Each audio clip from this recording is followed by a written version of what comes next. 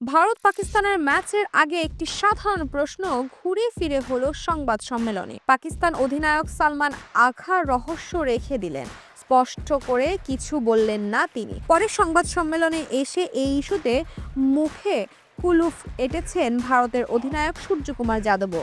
জম্মু কাশ্মীরের পাহেলগামে সন্ত্রাসী হামলার পর ভারত পাকিস্তানের শত্রুতায় নতুন মাত্রা যুক্ত হয়েছে, যা ছড়িয়ে পড়েছে ক্রিকেটেও। গত বছর সেপ্টেম্বরে অনুষ্ঠিত এশিয়া কাপে দু দলের খেলায় শুধু একে অন্যের মুখ না দেখানোই যেন বাকি ছিল। ভারত পাকিস্তানের মুখোমুখি হলেই সবার নজর থাকে একটি ব্যাপারে, এবার কি হাত মেলাবেন দু দলের খেলোয়াড়রা? টি-20 বিশ্বকাপে হাই ভোল্টেজ ম্যাচের আগে একই প্রশ্ন শুনতে হলো পাকিস্তান ও ভারতের দুই অধিনায়ককে। পাকিস্তানের সংবাদ সম্মেলনে সালমানের কাছে জানতে চাওয়া হয়, ভারত যদি ইচ্ছা প্রকাশ করে তাহলে কি হাত মেলাবে পাকিস্তানের খেলোয়াড়রা? অবশ্যই হাত মেলাবেন বা একদমই নয়, এমন কিছুই বলেননি সালমান। আমরা কাল জানতে পারবো।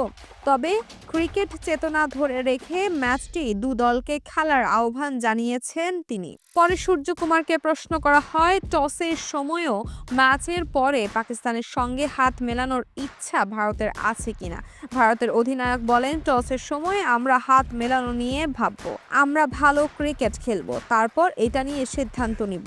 ভালোভাবে ঘুমান এবং ভালো কিছু খান, 24 ঘন্টা অপেক্ষা করুন। গত বছর এশিয়া কাপে ভারত ও পাকিস্তান তিনবার মুখোমুখি হলেও একবারও হাত মেলাননি দুই অধিনায়ক সূর্যকুমার যাদব ও সালমান।